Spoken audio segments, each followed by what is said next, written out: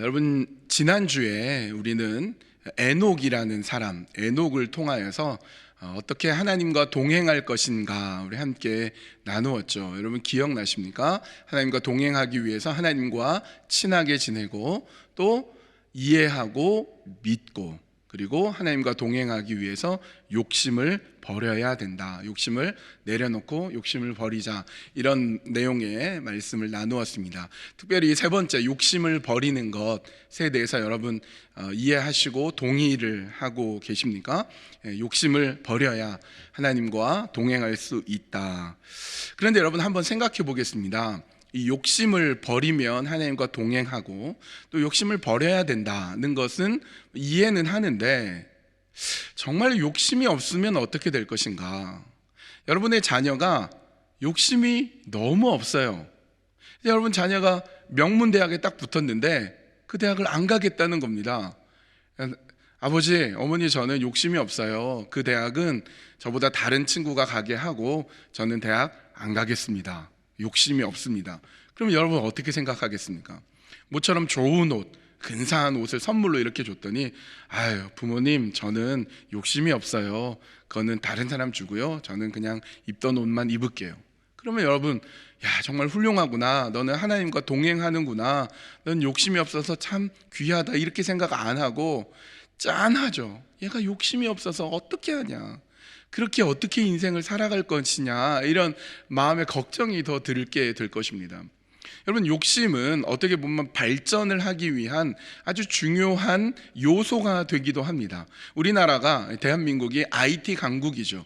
인터넷, 컴퓨터, 핸드폰 이런 게 발전이 굉장히 빠릅니다. 그 이유가 한국인이 지겨워하고 또 빨리빨리 뭔가 새로운 것을 바라는 이런 욕심 때문에, 뭔가 새로운 것을 얻고 싶고자 하는 이런 욕심이 있으니까 빨리빨리 개발하고 새로워지고, 와이파이, 인터넷 이런 것들이 굉장히 빠르게, 핸드폰 같은 게 빠르게 개발되는 것이 욕심이 있기 때문에 그래요.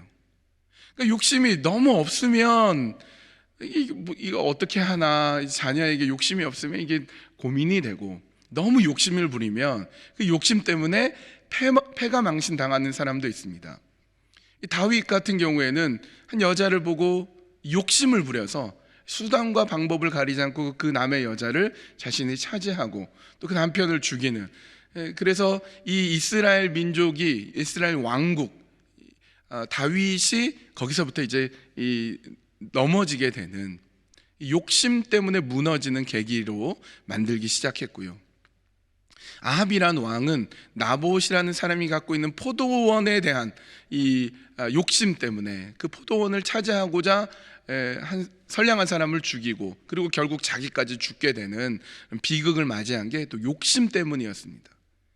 그 욕심을 우리가 어떻게 그러면 해석할 것이냐, 제가 이제 욕심에 대해서 사전을 찾아봤더니요, 욕심이 또 한자가 두 가지로 되어 있더라고요. 하나는 이 욕심이라는 한자가 있고, 또 이 욕심이 두 가지로 다 쓰입니다.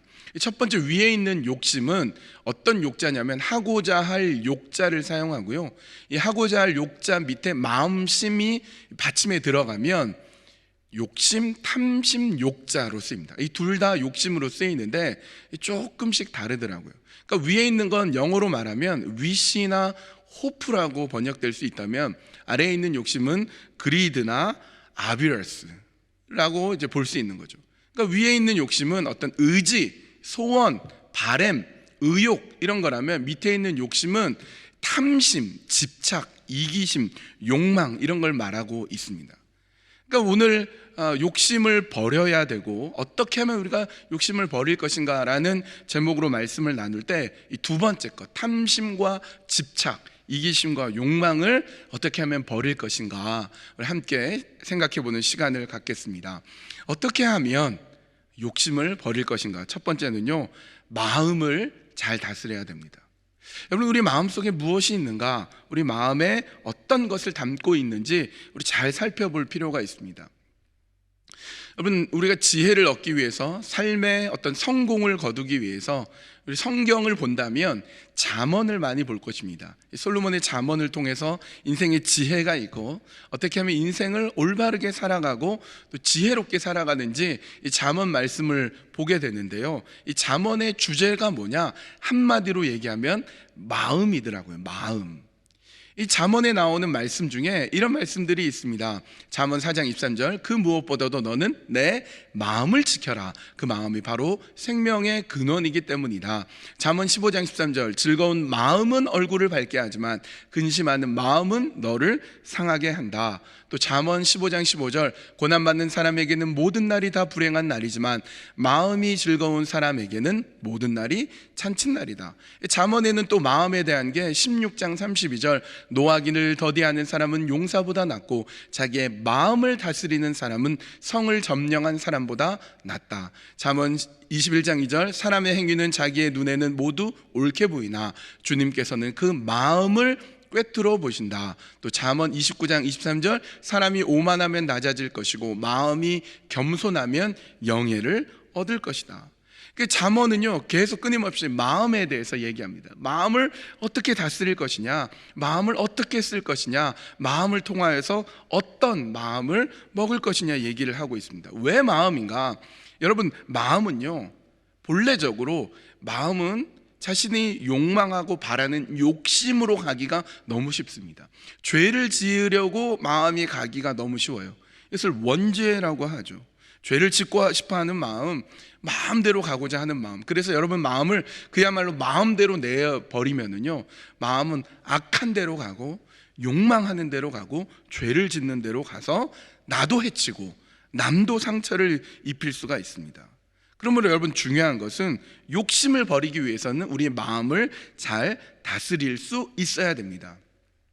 사울이 이 다윗에 대해서 시기하고 질투하고 그를 죽이려고 했습니다. 골리앗이라는 블레셋의 거대한 장수가 이스라엘에게는 참 고민이었습니다. 이 장수를 도저히 이길 수가 없었는데 목동 출신의 한 소년이 나타나서 그 골리앗을 꽉 물리치고 일약 영웅이 됩니다. 나라를 구한 영웅이 되었죠. 이 다윗이 등장했습니다. 그런데 사울은 그 다윗을 눈여겨보다가 그만 그 마음에 다윗을 미워하는 마음이 탁 들어오게 됩니다. 그리고는 다윗을 계속 미워하고 잘하면 잘할수록 다윗이 미워지기 시작합니다. 그래서 사무엘상 후반부에 가면요, 사울은 다윗을 죽이려고 하고 다윗은 계속 도망치는 이런 이야기가 나오게 됩니다. 근데 사무엘상을 읽다가 뜻밖의 이런 내용이 나오게 됩니다. 사무엘상 18장 10절에서 11절인데요, 바로 그 다음날 하나님이 보내신 악한 영이 사울에게 내리덮치자 사울은 궁궐에서 미친 듯이 헛소리를 질렀다. 다윗은 여느 날과 같이 수금을 탔다. 그때 사울은 창을 가지고 있었는데 그가 갑자기 다윗을 벽에 박아버리겠다고 하면서 다윗에게 창을 던졌다. 다윗은 사울 앞에서 2번이나 몸을 피하였다. 여러분 보십시오. 악한 영이 사울에게 내리덮치기 시작합니다. 그러니까 사울이 이성을 잃기 시작한 시점이 바로 여기에요. 하나님이 보내신 악한 영이 사울에게 내리덮치면서 이 사울은 다윗을 죽이려고 하는 이 비극이 시작이 됩니다. 여러분, 이 말씀을 가만히 보면요, 어떤 생각이 드냐면, 어라? 사울은 별로 잘못이 없는데 악한 영이 사울에게 내려서 사울이 이렇게 됐구나. 문제는 사울이 아니고 악한 영이구나, 이라고 생각하게 됩니다. 예수님이 제자들의 발을 씻기신 세족식을 한 그날 밤이었습니다. 예수님이 제자들의 발을 다 씻겨주는데 베드로에게 예수님이 이렇게 말씀합니다. 너희가 다 깨끗한 것은 아니다. 너희 중에 하나가 오늘 밤 나를 배반할 것이다. 베드로가 너무 궁금해서 직접 묻지는 못하고 제자 중에 하나, 예수님의 사랑을 받는 요한이란 제자에게 고개짓을 합니다. 누군지 한번 물어봐. 요한이 또 직설적으로 묻죠. 예수님, 누가 오늘 밤 예수님 배반한다는 겁니까? 그랬더니 예수님께서 떡을 딱 가져다가 초에 찍어서 이것을 받는 사람이 나를 배반할 것이다. 그때의 본문이 요한복음 13장 26절 27절입니다. 예수께서 대답하셨다. 내가 이 빵 조각을 적셔서 주는 사람이 바로 그 사람이다. 그리고 그 빵 조각을 적셔서 시몬 가룟의 아들 유다에게 주셨다. 그가 빵 조각을 받자 사탄이 그에게 들어갔다. 그때 예수께서 유다에게 말씀하셨다. 내가 할 일을 어서 하여라. 그러니까 여러분, 이 말씀을 봐도요, 예수님이 빵 조각을 줬을 때 사탄이 이 가룟 유다한테 들어갑니다. 여러분, 이 말씀을 잘 보면 무슨 생각이 드냐면 가룟 유다가 문제가 아니네. 가룟 유다는 가만히 있는데 사탄이 그에게 들어가서 그의 마음을 격동시켰네. 사탄이 문제네, 사탄. 그리고 예수님도 너무 하시지.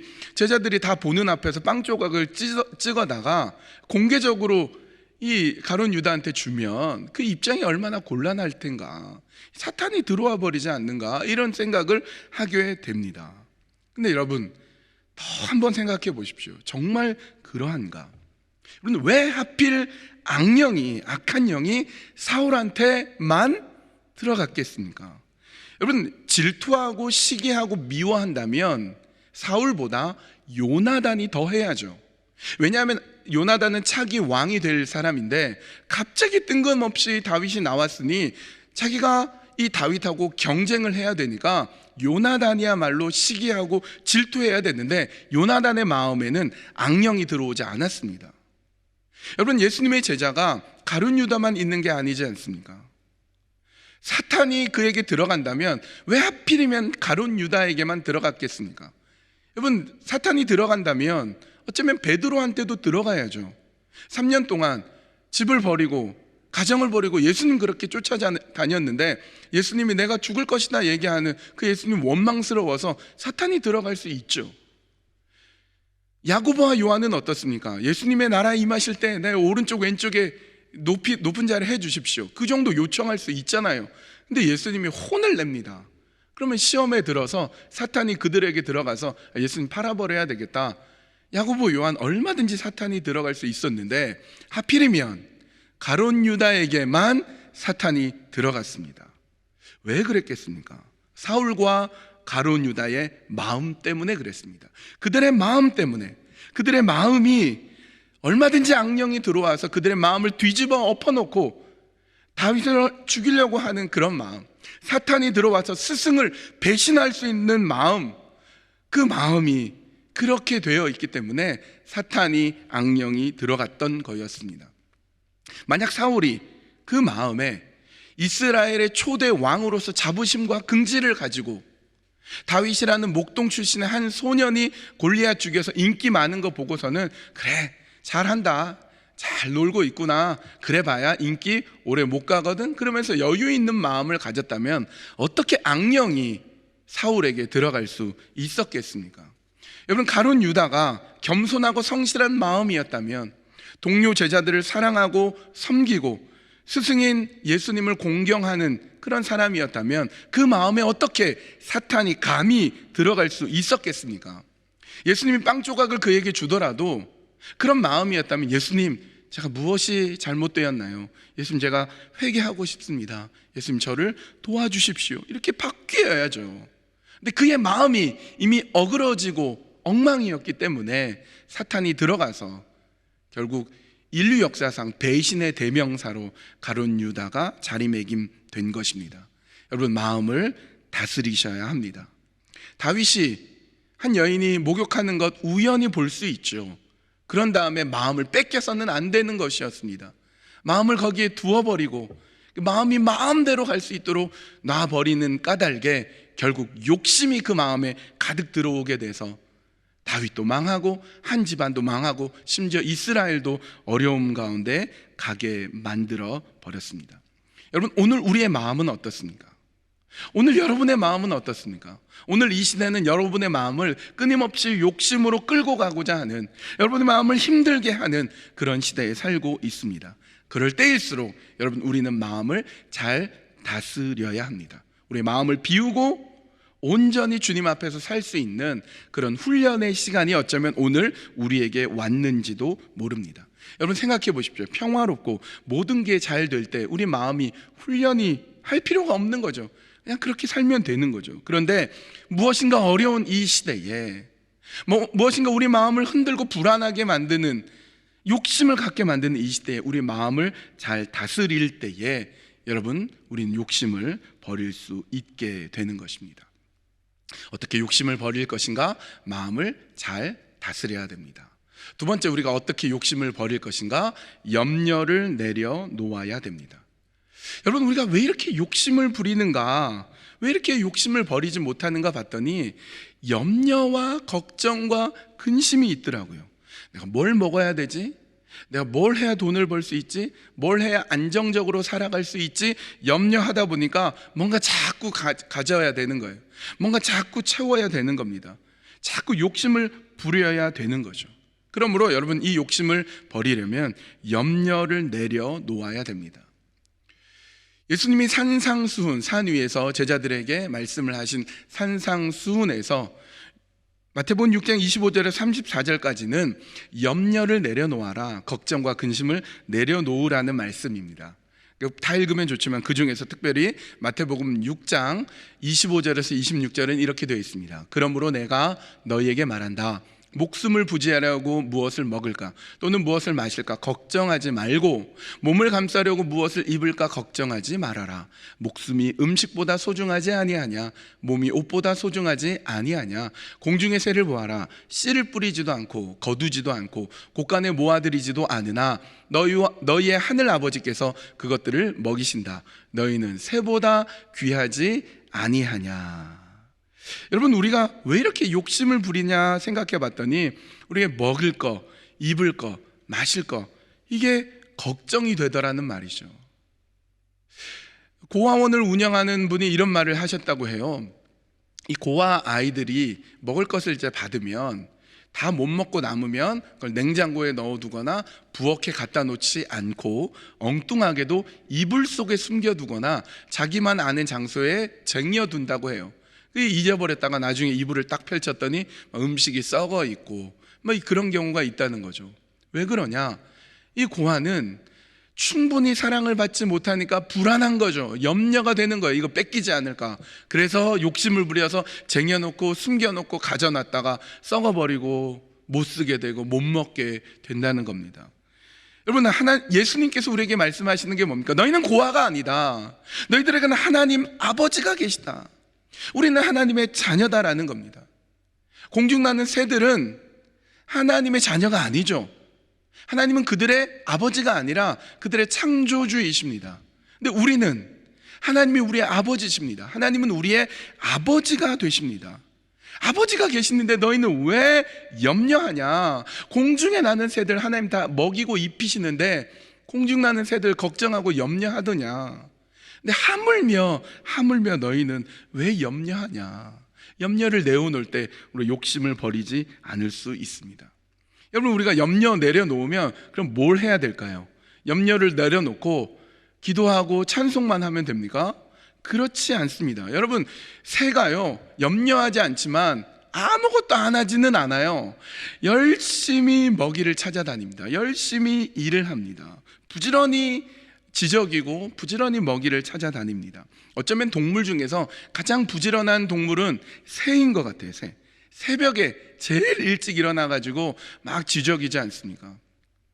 제가 청년부 사역을 할 때 청년들과 함께 아울리치를 갈 때 캠핑을 간 적이 몇 번 있습니다. 캠핑을 가면요 너무 좋습니다. 맛있는 거 이제 고기를 구워 먹고, 그리고 캠파이어 불을 피워놓고 기도하고 속에 있는 이야기하고 게임도 하고 또 깊이 있는 이야기들을 나누면 어느새 밤 늦은 시간이 되죠. 그래서 다음 날은 조금 늦게 자도 되는데, 한 번은 어느 캠핑 사이트, 단체 캠핑 사이트에 갔을 때 이제 늦게 다 이제 텐트에 들어가서 자는데요, 다 새벽 일찍 일어났습니다. 왜냐하면 거기서 멀지 않은 곳에 농장이 있는데 아침이 되자마자 그 농장에 있는 새는 엄청나게 지저귀는데요, 뭐 오골개, 닭, 오리, 새들이 엄청 시끄럽게 지저귀는 바람에 다 아침 일찍 일어났습니다. 새는요 굉장히 부지런합니다. 염려하지 않지만 또 아무것도 안 하지 않고 열심히 일합니다. 여러분, 우리가 염려하지 않고 뭘 해야 될까요? 아무것도 하지 않는 것이 아니라 부지런히 일하고 땀 흘리며 노동해야 되는 거죠. 그러면 염려하지 말라는 것은 무엇이겠습니까? 하나님이 우리의 아버지이심을 깨달아 하나님 살아계시기 때문에 내가 하나님의 말씀에 순종하고 충성하여 하나님의 뜻대로 살아갈 때에 하나님께서는 우리의 삶을 인도하시고 책임져 주시사 우리의 인생의 길을 가장 좋은 길로 이끌어 주시며 가장 놀랍고 귀한 하나님의 역사하심을 우리 삶 가운데 보여주심을 믿는 것, 그것이 염려를 내려놓는 것입니다. 여러분, 세상이 온통 코로나 바이러스로 시끄럽고 염려되는 이때에 여러분, 우리는 이 시대 속에서 묵묵히 우리가 할 일을 해나가면 됩니다. 묵묵히 여러분의 하고 있는 일, 그 일들을 열심히 해나가시는 것입니다. 그럴 때 우리와 동행하는 분이 누구십니까? 공직나는 새도 입히시고 이름 모를 들풀도 다 책임지시는 그 하나님이 우리의 아버지가 되어주셔서 우리의 삶을 이끌어 주시고 인도해 주시는 것입니다. 그러므로 우리는 염려를 내려놓을 때 욕심을 부리지 않을 수 있으며 그럴 때 정도를 갈 수가 있는 것입니다. 세 번째, 어떻게 욕심을 버릴 것인가? 그것은 하나님을 믿는 것입니다.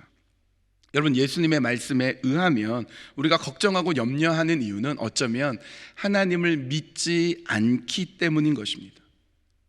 하나님께서 내가 먹는 거 마시는 거 나의 미래를 책임져 주심을 믿지 않고 내가 스스로 내가 먹는 거 마시는 거 내가 살아가야 될 거 스스로 책임지려고 하다 보니까, 즉 하나님을 믿지 않으니까 염려와 걱정에 쌓이고 욕심을 버리지 못하는 거죠. 그러니까 염려는 불신앙입니다. 걱정하는 것은 불신앙이죠. 욕심을 버리지 않는 건 하나님을 믿지 않는 것입니다. 거꾸로 말하면 하나님을 믿을 때 우리는 욕심을 버릴 수 있습니다. 샤를드 푸코라는 분이 있습니다. 이분은 원래 프랑스의 군인이었는데 그가 하나님을 만나고 수도사가 되었습니다.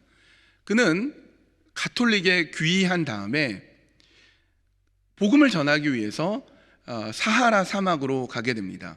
그때 당시에 프랑스의 식민지인 아프리카, 그 중에서도 가장 어려운 곳인 사하라 사막에 가서 복음을 전하다가 원주민에 의해서 그만 그의 인생은 끝나고 순교하고 말게 됩니다. 이 샤를드 푸코가 쓴 사하라의 불꽃이라는 책에서 샤를드 푸코는 이렇게 우리에게 질문합니다.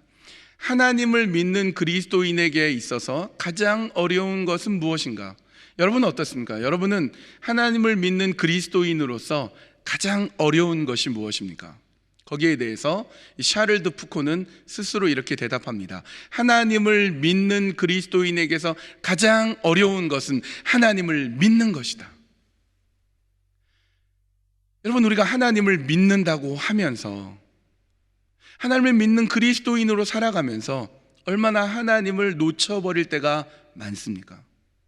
하나님을 믿는다고 하면서 정작 하나님을 믿어야 할 때 얼마나 불신앙적인 모습을 가질 때가 많습니까?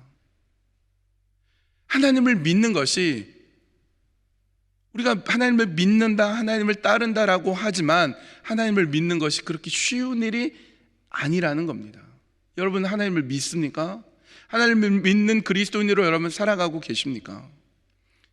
쉽지가 않습니다. 하나님을 믿는 게 하나님을 믿는 자로서 가장 어려운 것입니다. 그런데 여러분, 하나님을 믿는 자를 통해서 하나님은 언제나 역사를 새롭게 바꾸어 주셨습니다.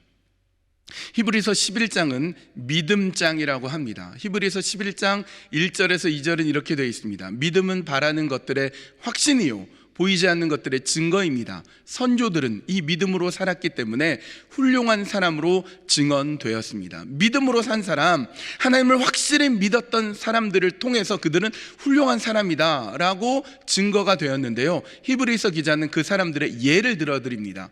그러면서 하는 말이 아벨, 에녹, 아브라함, 사라, 이삭, 야곱, 요셉, 모세, 라합, 기드온, 바락, 삼손, 입다, 다윗, 사무엘, 이렇게 총 15명의 이름을 구체적으로 거론하면서 그들을 통해서 믿음으로 산 사람들이 어떻게 시대를 바꾸었고 어떻게 훌륭한 사람으로 증언되는지를 보여줍니다. 근데 제가 갑자기 궁금해졌습니다. 15명의 실명이 거론이 되었는데 히브리서 기자가 성경에 나오는 사람은 총 몇 명인가 궁금했습니다. 그래서 찾아봤더니 대한성서공회에서 나온 인물 사전에 의하면 성경에 나온 모든 인물이 1888명으로 기록되어 있습니다. 어떤 연구가는 자기가 직접 세봤어요. 이름만 나온 사람들까지 다 해서, 예를 들면 이름이 두 가지, 바울, 사울 이렇게 두 개 있는 이름은 한 명으로 쳐서 총 몇 명인가 봤더니 2197명이래요. 그러니까 성경에 나오는 인물은 대략 한 2000명 정도 됩니다. 그런데 히브리서 기자에 의하면 2000명의 인물 중에서 믿음으로 산 사람, 하나님을 똑바로 믿은 사람 15명밖에 안 되는 겁니다. 15를 2000으로 나누어서 곱하기 100을 하니까 0.75, 그러니까 1%가 안 됩니다. 여러분, 하나님을 믿습니까? 하나님을 믿는 믿음의 사람으로 살고 있습니까? 0.75%밖에 안 되는 거예요. 성경의 인물 중에서도. 여러분, 그러므로 우리가 하나님을 믿으며 살아야 욕심을 버릴 수 있습니다 라고 할 때 하나님을 믿으며 사는 것이 너무 어렵습니다. 우린 그렇게 살 수가 없는 거죠. 여러분, 0.1%에 들어갈 수가 없는 겁니다, 우리는. 그런데 히브리서 기자는 그렇게 어렵다는 것으로 끝내지 않고 히브리서 11장 믿음장 끝부분에 이렇게 말씀하고 있습니다. 이 사람들은, 아까 얘기했던 15명이죠. 이 사람들은 모두 믿음으로 말미암아 훌륭한 사람이라는 평판은 받았지만 약속된 것을 받지는 못하였습니다. 하나님께서 우리를 위하여 더 좋은 계획을 미리 세워두셔서 우리가 없이는 그들이 완성에 이르지 못하게 하신 것입니다. 그러니까 하나님은 우리를 위해 더 좋은 계획을 세워두셨다는 겁니다. 어떤 계획인가? 히브리서 12장에 가면 믿음의 창시자요 믿음의 완성자인 예수 그리스도를 바라보라고 말씀합니다. 여러분, 우리가 어떻게 하나님을 믿을 수 있습니까? 성경에 나오는 2000명 중에 고작 15명만 제대로 믿음으로 하나님을 믿은 사람인데 우리가 어떻게 거기 낄 수 있겠습니까? 안 되죠. 그런데 가능합니다. 어떻게요? 예수 그리스도를 바라봄으로 가능합니다. 내가 내 스스로 믿음을 가져서 욕심 버리는 자로 서는 것이 아니라 그저 예수님 바라보고 예수님을 통하여 하나님을 믿는 믿음으로 서 나가는 것입니다. 여러분, 하나님을 믿으셔야 욕심을 버릴 수 있습니다. 어떻게 하나님 믿습니까? 예수 그리스도 바라보는 것입니다. 예수님 의지하고 예수님 가운데, 예수님 은혜 가운데 섭니다.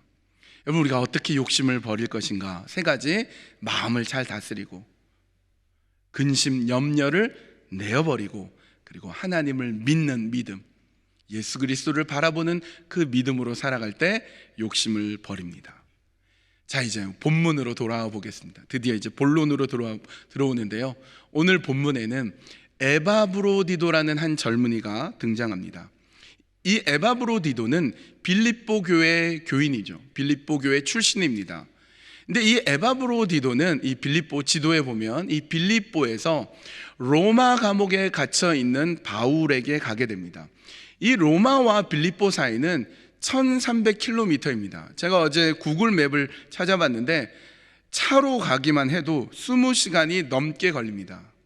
이 빌립보에서 로마까지 가려면 해발 2000m가 넘는 판가에우스 산을 지나가야 됩니다. 당연히 그땐 차가 없었으니 걸어서 며칠을 여행해서 가야 됐습니다.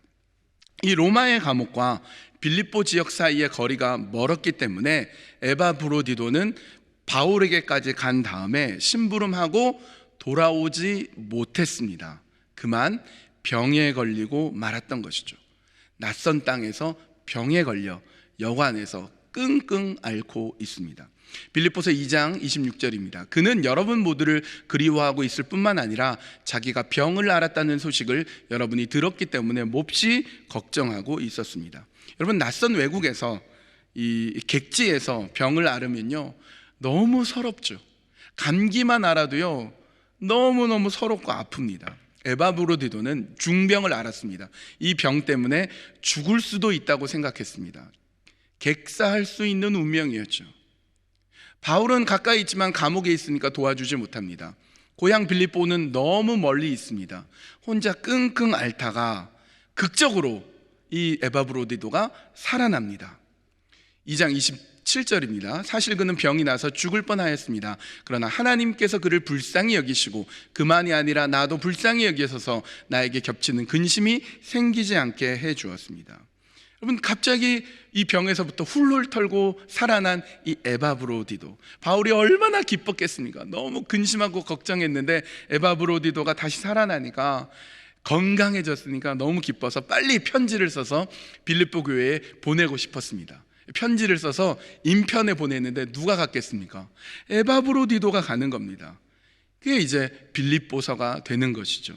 빌립보서 2장 28절입니다. 그러므로 내가 더욱 서둘러서 글을 보냅니다. 그것은 여러분이 글을 다시 보고서 기뻐하게 하려는 것이며 나도 나의 근심을 덜려는 것입니다. 그렇게 편지를 써서 보내면 또 빌립보 교회 교인들은 또 이 에바브로디도를 이 로마로 또 보냅니다. 감옥에 있는 바울에게 또 보냅니다. 왜 보냈을까요? 헌금을 보내는 거죠. 빌립보서 4장 18절, 나는 모든 것을 받아서 풍족하게 지내고 있습니다. 나는 여러분이 보내준 것을 에바브로디도로부터 받아서 풍족합니다. 그것은 아름다운 향기이며 하나님께서 기쁘게 받으시는 제물입니다. 그 빌립보와 로마라는 그 먼 거리를 이 에바브로디도는 바울의 편지를 로마에서 받아서 빌립보에 갖다 주면 빌립보 교회는 헌금을 잔뜩 모아다가 또 심부름꾼으로 로마에 가게 하고, 로마에서 편지 받으면 또 보내고, 또 빌립보 교회에서 또 헌금 받으면 또 갖다 전달해주고, 정말 그 먼 거리를 여러 번 왕복하는 신실하고 성실한 청년이 바로 에바브로디도였던 것입니다. 그런데 에바브로디도의 손에 뭐가 있었습니까? 헌금이 있었죠. 현금, 캐쉬가 있었습니다. 여러분, 왜 이 돈이 이 젊은이에게 유혹이 되지 않았겠습니까? 그 거대한 도시 로마에서 그 돈을 가지고 한몫 누리고자 하는 욕심이 왜 생기지 않았겠습니까? 로마에서 실컷 유흥을 즐기고자 하는 유혹이, 욕심이 생길 수 있었을 것입니다. 어쩌면 뭐 말이 안 될 수 있지만, 어쩌면 이 에바브로디도가 왜 이렇게 중병을 앓았는가, 그 욕심 때문에 그 내면 안에 그것을 갖고자 하는 그 욕심의 그 갈등이 병으로 밖으로 표출된 것은 아닌가 생각해 보게도 됩니다. 그런데 그는 죽다가 살아났습니다. 그리고 그는 깨닫게 되는 거죠. 이 돈은 내 것이 아니다. 절대로 욕심내어서는 안 된다. 자칫하다가는 내가 진짜로 죽을 수 있구나라고 생각했습니다. 병에 걸린 것은 절대로 그에게 우연이 아니었습니다. 병에서 살아난 이상 그는 더 이상 욕심의 노예가 될 수 없었던 것입니다. 여러분, 에바브로디도에게 죽느냐 사느냐는 욕심을 버리느냐 욕심을 껴안느냐, 죽을 수도 있었던 것입니다.